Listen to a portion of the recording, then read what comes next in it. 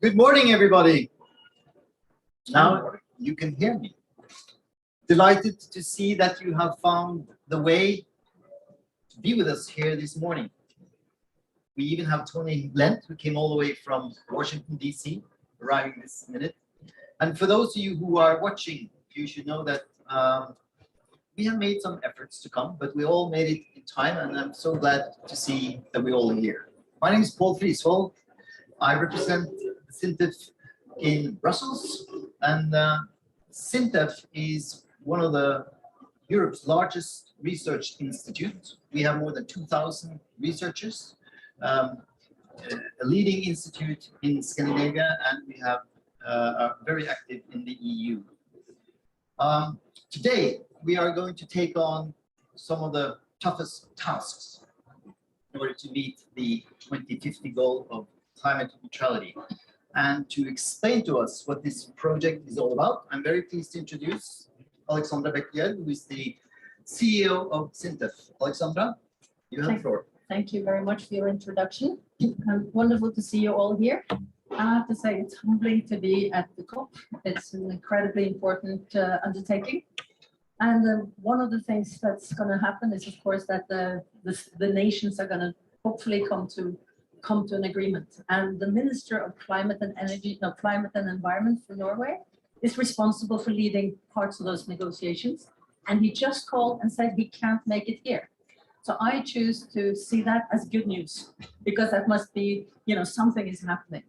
So hopefully he will succeed, and then we will be even further along with our adventure. Yes, and thank you for coming to this official launch of the Sintef Global Climate Fund. We are, okay, we need to turn on the computer, I think. Oh, there we go. In short, what we're doing is come here to Glasgow to find partners for our Global Climate Fund, which has as its mission to remove greenhouse gases from the air and from the oceans. This is not business building today. This is research where there's many unanswered questions, but it's research with a very high potential for scalable and necessary impact. We think we can really make a difference in the climate setting. So basically, our message is join our fund to accelerate climate solutions, not by investing to make a profit immediately, but through donations, or as we in Sintef have done, make it a voluntary offset. Let me say a little bit more about Sintef.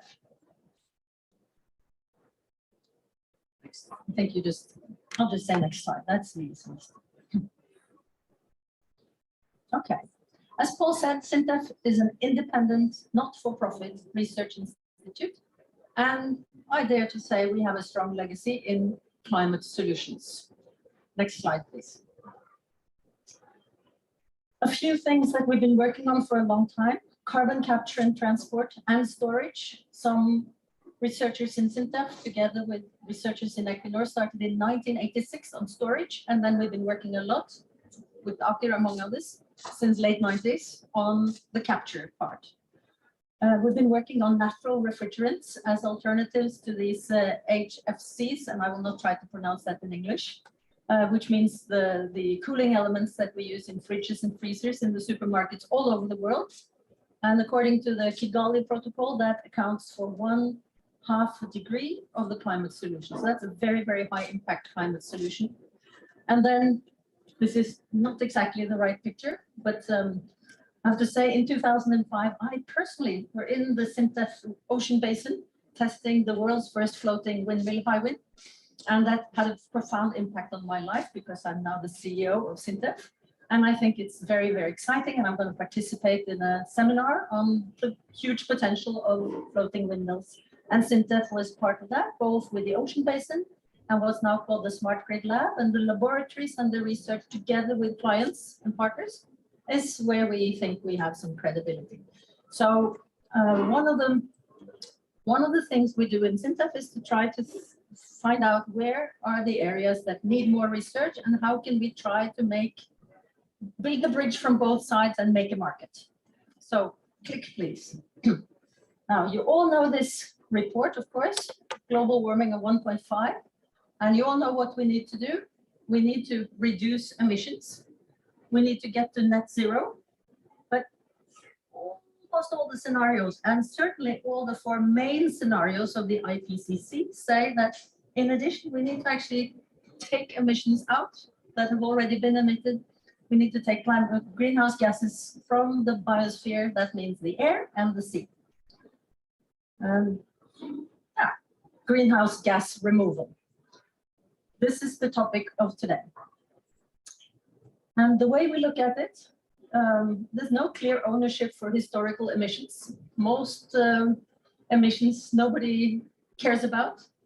And there's no UN agreement on offset markets, but that's what our ministry is working on right now. It will not solve every problem, but there's really no marketplace in there. And when we say, well, you know, we can't see the industrial solutions, because if you look here, this is an enormous industrial endeavor that needs to take place, and we cannot see, you know, the ducks in the row to get there. So when we discussed how can we help out, we see that there are no immediately well, there are some good ideas, and Nils will talk about bio-CCS and direct air capture, and also our other ideas, but it's limited. And when we look to see, can we find money in the EU? Can we find money in the Norwegian Research Council? Can we find other sources? We couldn't. So what we did was to say, how can we think about this? We have to have a CO2 footprint ourselves from our airplane travel, our sea travel, because our researchers need to go to conferences. But we cannot buy these cheap quotas from the airlines. You know, that doesn't give us a sense of really solving the climate problem. So we decided, let's put a heavy fee on our own travels, and let's put that money to work in order to start researching solutions, and in order to demonstrate that more money is needed also from other sources. And we thought this was a complete tragedy of the commons. But fortunately, there are some things emerging, some markets emerging, and we have wonderful guests here today who will inspire us about what potential they see, and also inspire us that if we succeed, there will be some interested customers in the other end. So our investment is 21 million kroners, 7 million annually to the climate fund. And as I said, we're compensating our own greenhouse gas emissions. And the climate fund promotes research into solutions that directly or indirectly remove greenhouse gases from the atmosphere or the sea, while at the same time realizing that you need to protect environmental and social standards according to the taxonomy and the SDGs. And we have a beautiful picture of seaweed, which of course is the world's fastest growing biomass that we think has some very interesting potential. And you should know that Norway, 70% of our export income comes from the ocean-based industries. So it's only fitting that we try to, that the ocean-based industries get a lot of focus in what we do. And of course, we don't want to only do this by ourselves. We are seeking others who would like to jumpstart this research. And the bank, Sparebank 1 SMN, thought this was a good idea. They also felt guilty about their travels. So they said, we will follow the Sintef mode. So they have decided, they have priced it at 1,000 kroners per ton. And that's a good contribution to the start. And we hope to find more. I also have to say that Sparebank 1 SMN has been a wonderful partner in triggering our venture funds, where we commercialize 3 to 5 companies every year.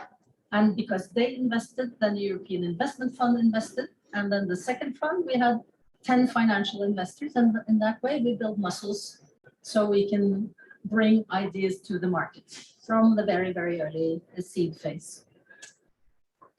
So what will donors get? You know, what's in it for them? Well, first of all, the main contribution is that they can say that we accelerate climate action. And they will create a discussion about climate offsets. Are the climate offsets available in the market of sufficient impact and quality? So in a way, you contribute also to good political and social dialogue. I think also those who are investors will get a lot of information. They will see new technologies, which they may wish to invest in if they become mature for commercialization. They will, of course, be able to put the little logo on and say that we support something important. And they will join a network where lots of exciting things are happening. We think we have consortia of clients, collaboration partners that venture into new, many companies today see that they cannot do what they've always done. They have to do something new. So basically they get to know Sintef and they got to know the Sintef family of clients. And hopefully this will be attractive. At least it's attractive for the bank. And this was written up in the paper in Norway today. And Paul told me already he had somebody on the phone who's quite interested to learn about this. So it was a good start to the day for me. So if we succeed, what are we going to do? Well, I started out by saying we have a strong track record of bringing ideas from research into commercial markets. One idea is then to apply for European funding, lots of money. And one example of how we do that, we have had 30 EU projects on hydrogen. And we had Refine 1, a 10 megawatts hydrogen electrolyzer. And we were just asked to be the coordinator of Refine 2, which is a huge upscaling to industrial scale. So I think we are trusted to be a partner for some of the biggest companies in the world to help them navigate not just the research challenge, but the scale-up challenge. And then I told you about our history of commercializing technology by working on startups with our own seed fund and with, of course, the larger seed and venture capital community, bringing it to the market. And then sometimes we commercialize through licensing or selling the technology to other companies. And we can have a discussion about that afterwards. So this is not just putting money into a black hole, it's putting money to somebody who has a plan to succeed. And then I just come back to the starting point. We have to have a future below 1.5 degrees, and the climate fund is there to raise funds to actively remove greenhouse gases. And we think this is a good cause. And if I am lucky now, you will be able to see a little film about, well, I forgot to say, our vision is technology for a better society. And then some clever people have then said technology for better society means research for a zero emission future. So let's see if we can run the film. The climate crisis represents a fundamental challenge for world society.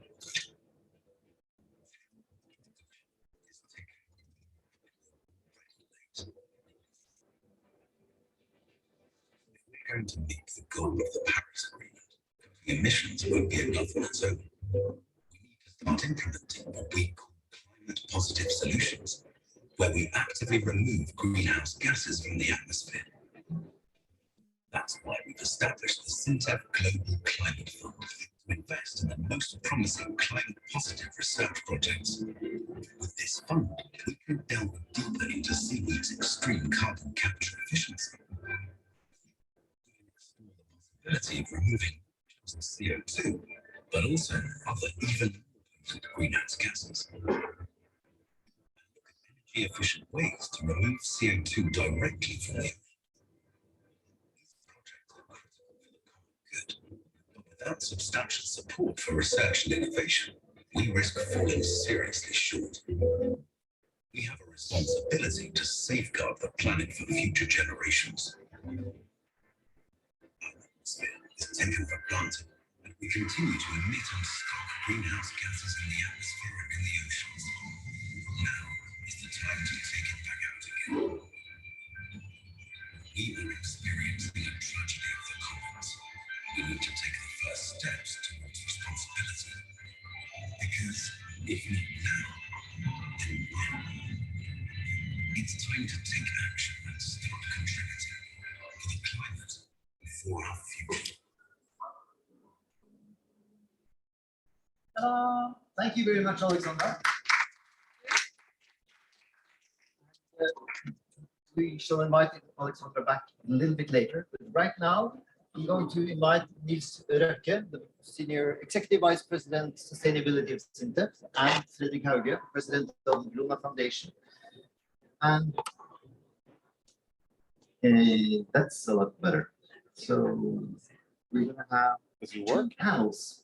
One, we're going now to talk a little bit about the magnitude of the problem and what kind of technologies that we have experience with and what we need to develop.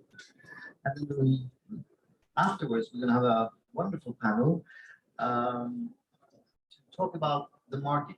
How do we make this market functionable, right? So, Fredrik, I think I would start with you, and I should move over here. Because I know you've done some calculations about where we are and in terms of how much greenhouse gases we actually have to remove in order to reach our goal of zero emission futures. Thank you, Paul. It's always interesting with mathematics. Is this working? No? Yes? Okay, now it's working. So we are now 3,300 billion tons of CO2 in the atmosphere. If we go back to 1966, a year later than I was born, it was back to 2,500 billion. That's an increase of 44 billion tons of CO2 in the atmosphere every year since then. And as the track we are on now, we will end up in 550 parts per million in 2035.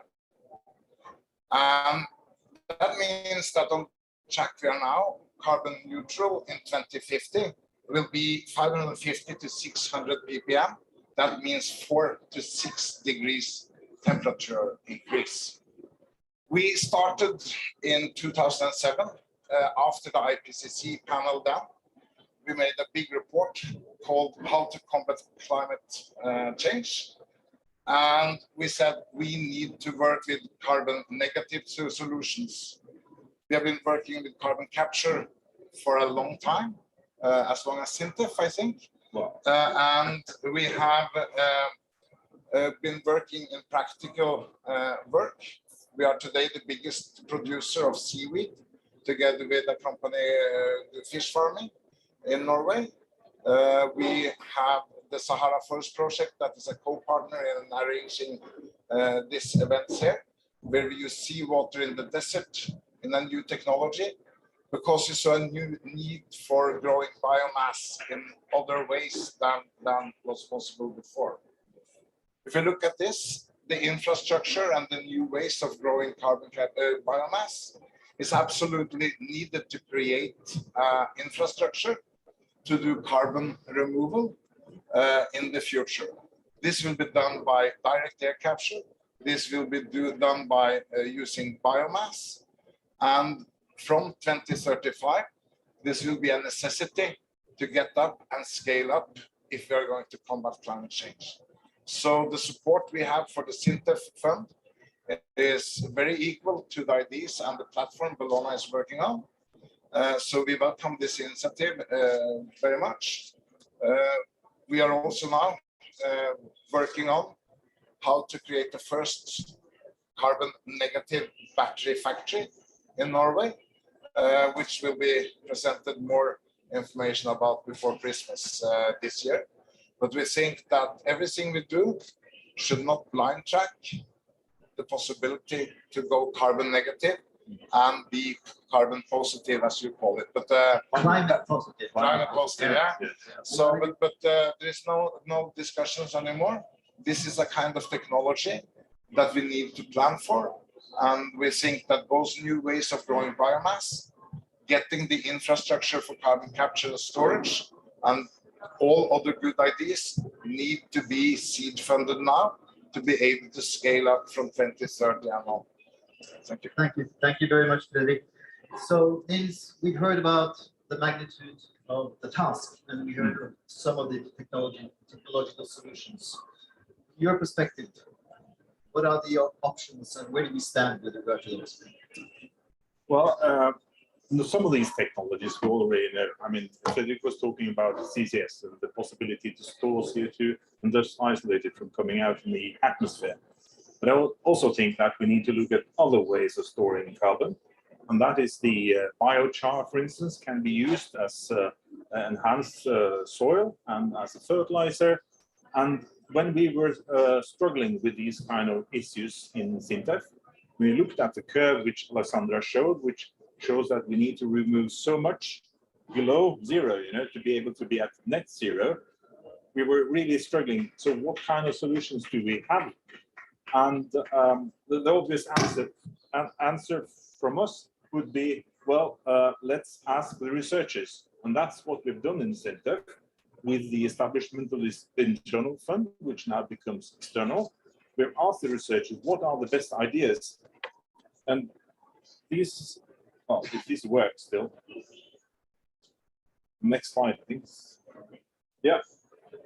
This slide shows just some examples of ideas we are researching now. We have about 10 projects which we have focused up to now, and maybe some of the most secretive we're not showing here.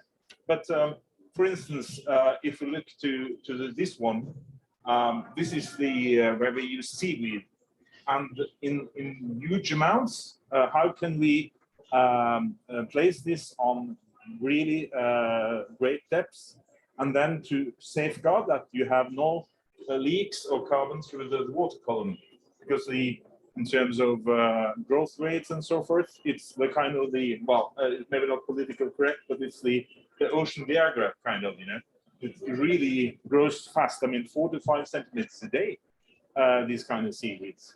So how can you use that to take up CO2 from the ocean and then to deposit it in a safe manner?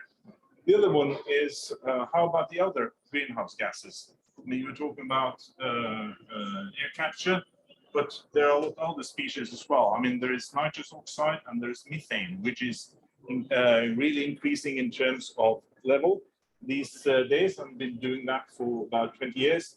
And how can you remove CH4 and nitrous oxide from the atmosphere?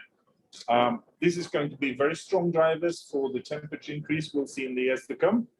And we are looking into processes and reactors to do that. I mean, like capturing nitrous oxide and methane in thin air, like the air we have around us today. And if you look to the greenhouse warming potential of these gases, you can easily get carbon prices equivalent of $10,000 to $40,000 per ton. Then there are some processes which kind of need CO2, so you need to have CO2 storage somewhere. This concept is based on biomass, which you can process through pyrolysis.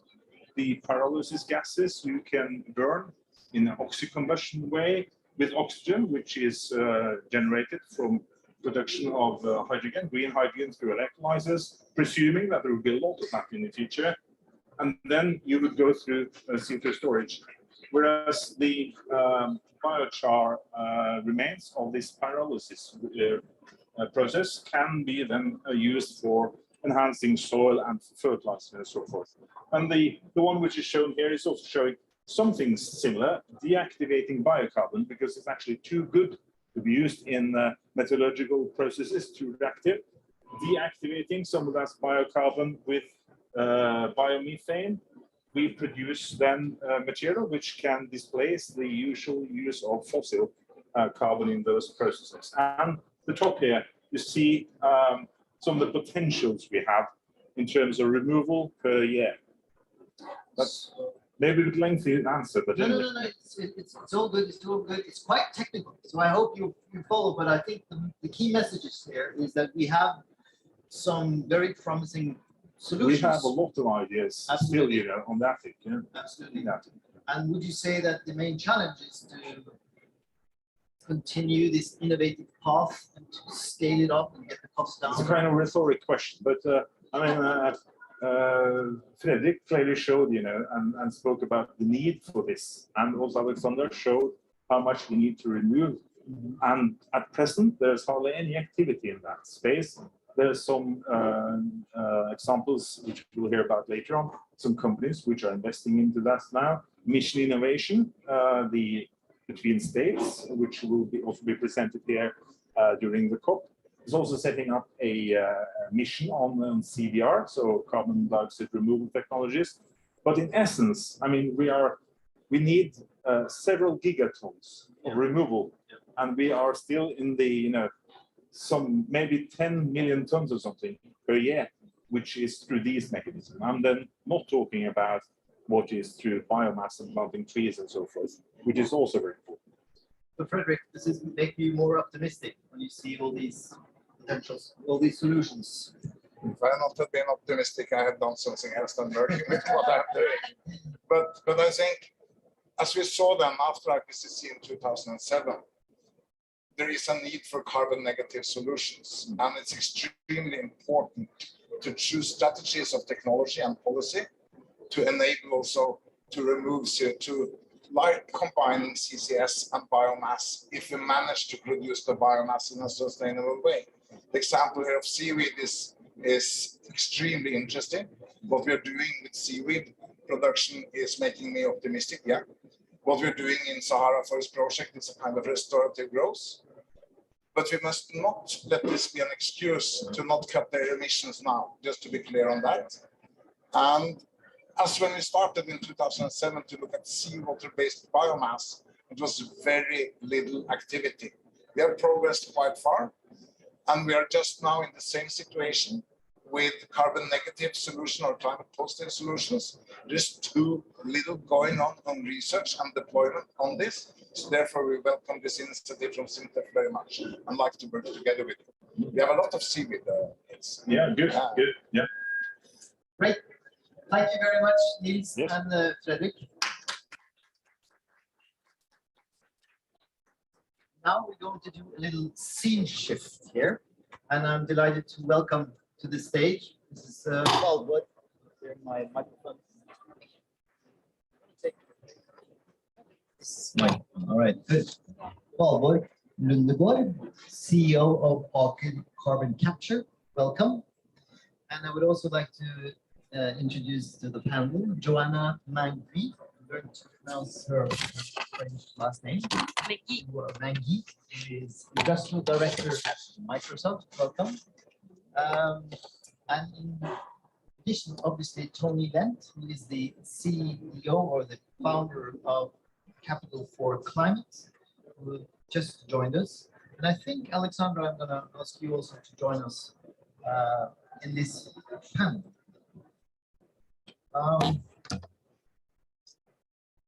Now, we've talked about the daunting task, and we talked about the solutions at hand, and those that we need to put in place. Now we want to talk about the markets. We want to talk about how can we enable the necessary research and innovation to get this job done. So I think I'm going to start with you, Joanna, from Microsoft, because we have seen publicly that Microsoft has some very high ambitions. So I'd like to ask you, what are your plans for your company in terms of meeting your climate ambitions? Yes, hello and good afternoon, good morning, everyone, and thank you very much, first of all, Paul and Alexandra, for having us in this panel. We're very honored to be here and to share our ambition. Microsoft has been carbon negative since 2012, and our target announced in 2020, in January 2020, was to achieve 100% renewable energy for all operations. We target to become carbon negative by 2030. And referring Alexandra to the ownership of historical emissions, we also pledged to remove all the emissions we have created since our company exists since 1975. Maybe you remember Bill Gates in his garage. So this is when we started creating emissions. We also would like to become water positive and zero waste by 2030. So you see this very serious pledge, and let me just explain to you how we execute on this strategy through different levers, and I land on the climate investment fund. First of all, we're taking actions ourselves. So I mentioned the very heavy reduction of current emissions. We target 50% emission reduction by 2030, and that includes our entire supply chain, which I think is very important. We also target to 100% electricity consumption to be matched by zero carbon energy purchase. And we have, just like you have the travel fee, we have our own internal carbon tax at Microsoft that we levy since 2012. And we actually use it to invest in carbon reduction programs for our operations and elsewhere. We also empower our customers. We are a digital company, so we think of digital technologies as enabler to track carbon, to measure carbon, to report carbon, and basically with the statement that you cannot manage something that you don't understand. And the second statement is you cannot scale something that you cannot automate. So we're investing a lot of money to help our customers, and this is the same technology that we use for ourselves to report and track our emissions. We make it available. We just announced the Cloud for Sustainability. This is to sharing our experience to the larger market for our customers and partners to just go ahead and use the same methodology. On the broader innovation, that's another angle. We invested in planetary computer that helps gather data and model and monitor climate impact of human activity. We also are part of a number of coalitions. I can just mention SABA, the Sustainability Aviation Buyers Alliance. You can see us act through corporate and government action, like here at COP26, we're a principal partner, very proud of this stand from Microsoft. And finally, the investment fund. We have created in January 2020 climate investment fund of $1 billion. And this investment fund is supposed to fund investment because we realize that technologies needed for effective carbon removal may not exist today. So there's basically 4 criteria for this investment. It needs to have demonstrated, measured, my obsession about measuring things, climate impact. We'd like to invest in underfunded markets, so in innovation that otherwise would not see the day if we don't give it a little push. Shared alignment, obviously, we're a technology company, so whenever we can leverage this technology company, this is where we'll be looking for double impact, and the climate equity, so that the regions where we create that innovation can benefit from the innovation. And an example of this can be Climeworks, our direct air capture project in Iceland. And I know that you're very passionate about the technology, and so I am. So that's an example of investment from Climate Investment Fund. We also have another participation in Breakthrough Energy Catalyst. That's another 100 million funding, and with 4 different investment targets, which is green hydrogen, direct air capture again, long duration energy storage, and sustainable aviation fuels again.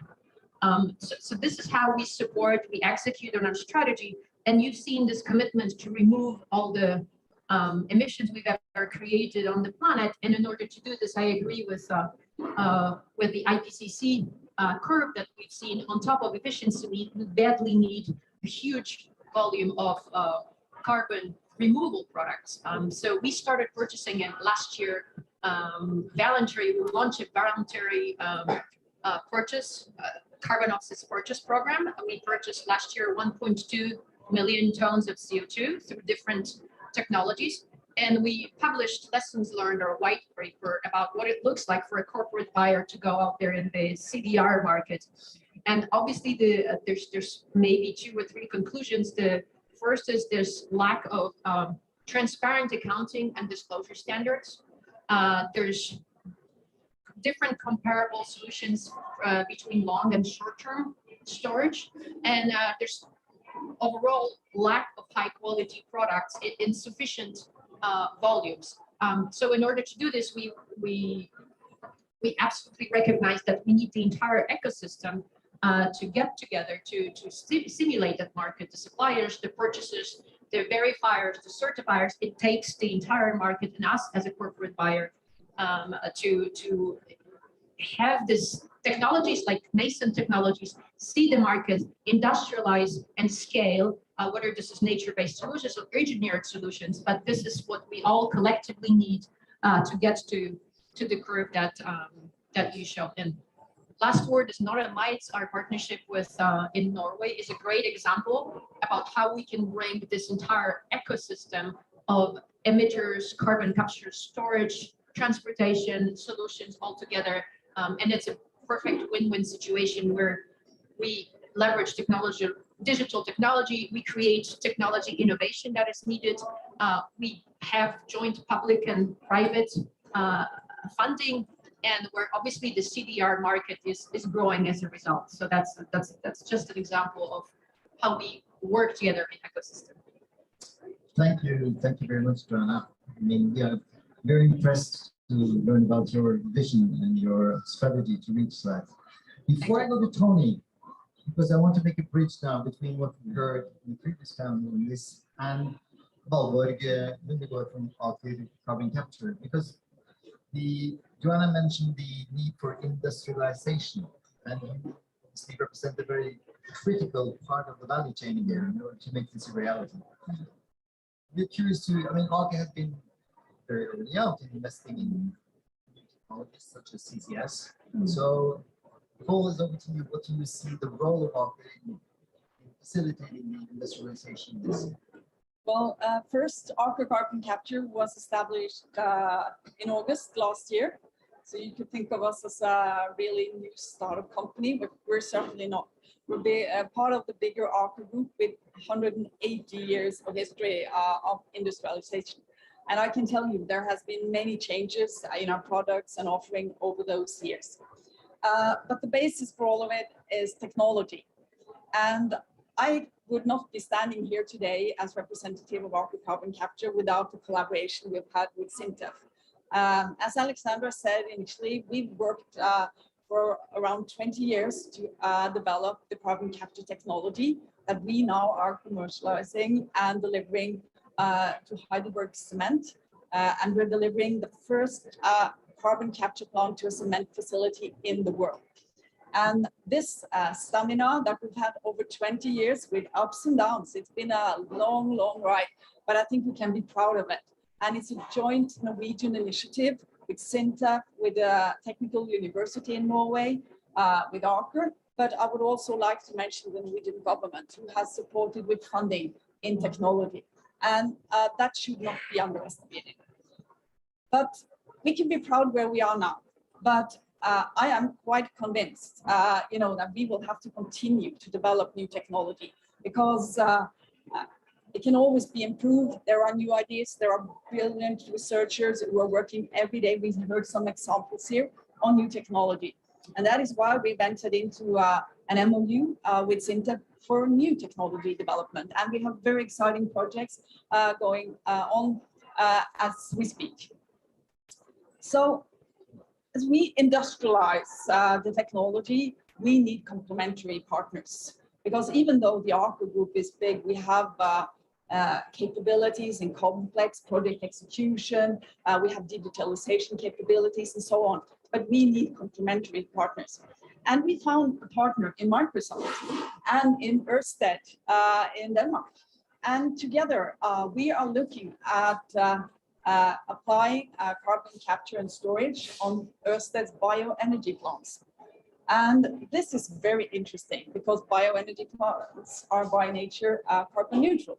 So when we add on carbon capture and storage, we have carbon removals for negative emissions or planet positive or whatever you call it. And I think this is the way to work. We need collaboration going forward. We need collaboration between technology partners. We need with research institute, with authorities, and financial partners, which we speak a lot about now here at COP26, should not be underestimated.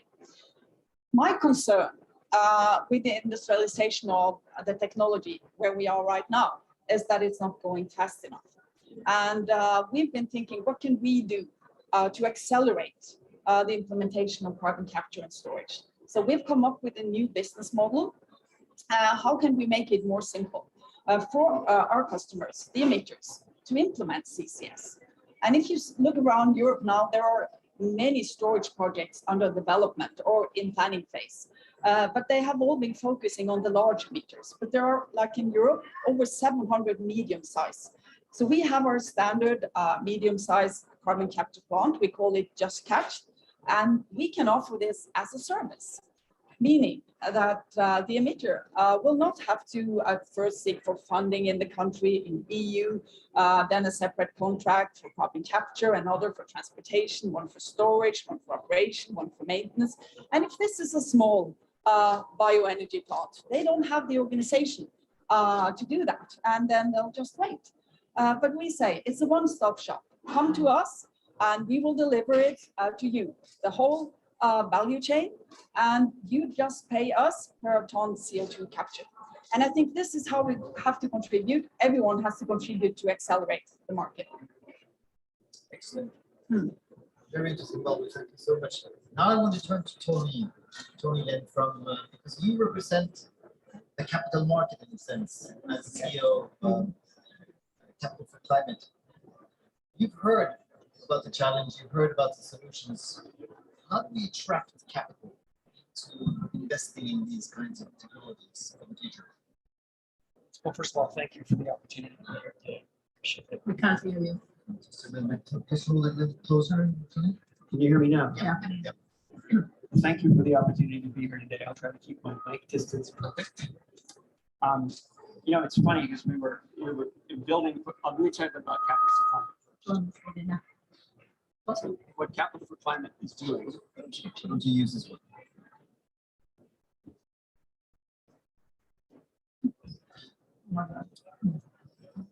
How's that? A little better?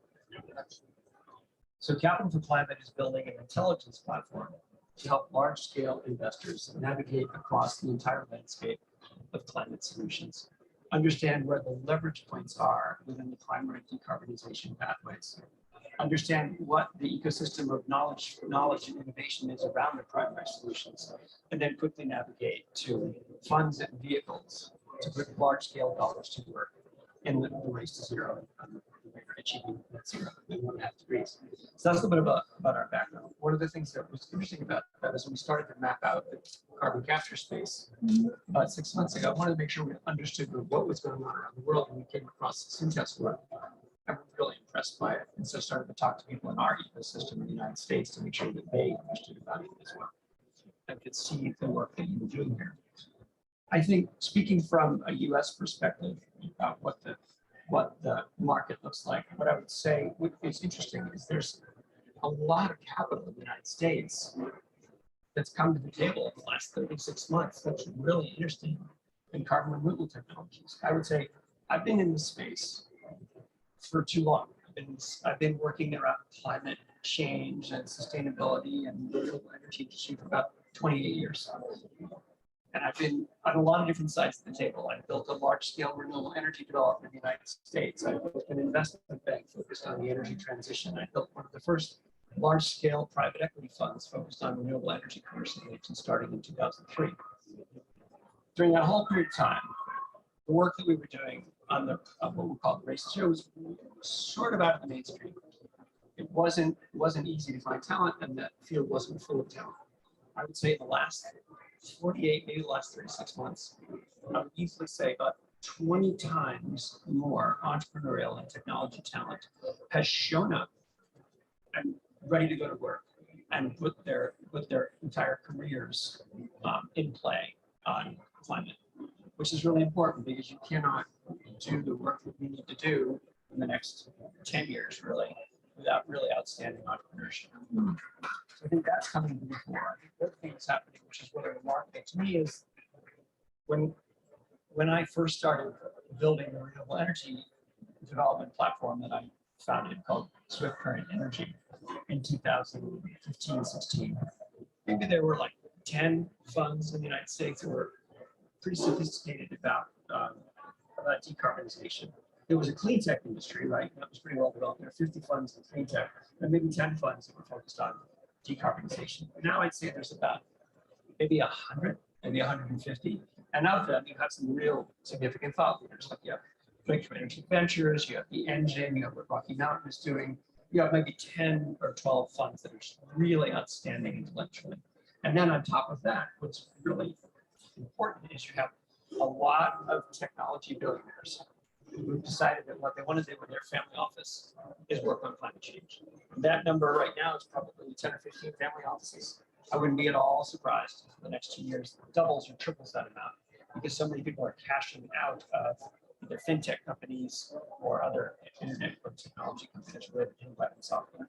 So I think that the context for capital interest has really changed. And that capital interest is across the entire life cycle. So incubators, accelerators, early stage, seed stage, growth capital, and now you're actually starting to see right now the formation of some of the first really prominent teams coming in to do growth equity for decarbonization. So you've got Tom Steyer here launching a fund. You've got other folks here launching really, really big funds focused on that. So I think you're going to have a decent amount of private capital in a lot of different parts of the ecosystem. I think the two things that are missing, and you touched on one and I touched on the other, the two most important things are massive acceleration of R&D spend, massive. And the other is leveraging, unless Article 6 gets solved here this week, leveraging the voluntary carbon market in a really sophisticated way to be able. Let me talk a little bit about R&D for a second, because I wasn't originally a big fan of R&D in this sector. I thought, well, we must have enough emerging technologies in the space. And there's always tons of lab work going on. I started talking to friends of mine that were really diving in on each single element of the carbon removal narrative, whether it was mineralization, whether it was seaweed, whether it was direct air capture, whether it was CCS, whether it was catalytics. And what I heard back from them was, we need about $1 billion a year in this space. Where that's going to come from, I think, is interestingly, I think it could be coming from the same community acquisition. So billionaire family offices, I think, are going to be a really interesting source of capital for the R&D phase. I think foundations, some subset of the climate finance foundation community may be an interesting source. And then lastly, I think government sources. So if you look around the United States, there are different parts of the US DOE now that are funding in the space. And I think a lot of major countries in the OECD will develop their own carbon removal R&D divisions, and it'll be much easier to support technology development. But I will say, I agree with you, and I think the amount of capital that we need is probably more than we currently have thought. I always think back to what were the last major massive shifts in terms of technology development. Sadly, you look at it from a historical perspective, one of the biggest transitions was the transition from mobilization during World War II. You know, the US economy, we took the entire US economy and reallocated 70% of our manufacturing capacity in 36 months. That's a breathtaking change. I think we're going to need something of a similar order of magnitude shift. On the voluntary carbon markets, I think this is something that we're seeing a pattern here, which we saw in renewable energy, which I think is really fascinating. So in renewable energy, if you were doing large scale development in a lot of parts of the world, particularly the US, which is one of the largest markets, after about 2012, demand for renewable energy for large scale utilities disappeared. They were done. They bought what they thought they needed to meet their renewable portfolio. And what jumped in to fill that demand gap were large scale corporate buyers. So Microsoft, Amazon, Starbucks, and other players started to really buy that product.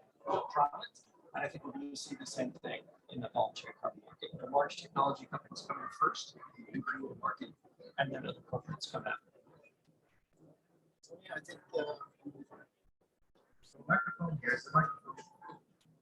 Okay. I think we should do a workshop when you're talking about the capital markets, because that was very interesting. But Alexandra, we have the industrial partners. The capital market seems to be ready. There's an industrial developer. What more can you ask for today?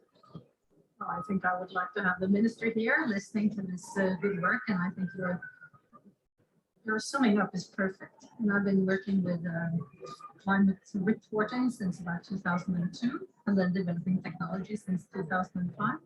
And it's been really interesting to see how, on the one hand, the slowness of developing the public markets, but through all the factors that you mentioned, but also ESG reporting, how the financial markets are really seeing lack of climate action as a risk, has transformed the way we can interact with markets. And it's wonderful, because if we succeed, what does good look like for our fund? Well, if we come up with great ideas, then we can access capital to develop it. There is an ultimate buyer who sets rigorous standards, but if we meet them, it's okay. And there's a supplier industry that's interested in developing its portfolio of interesting offerings. So I just want to say I'm so grateful. I think this panel was fantastic. And I still think the challenge will be that deep tech, as opposed to fintech, does take a lot of research. And I'm glad that you recognize this challenge. And I think it is one of our biggest tasks, is also to illustrate that this has a high potential and there is a need for hybrid financing. And we've taken the first big hybrid finance step today. So thank you very much for attending. Thank you, Paul, for leading the discussion. And again, thank you to the panel. All of you. Thank you.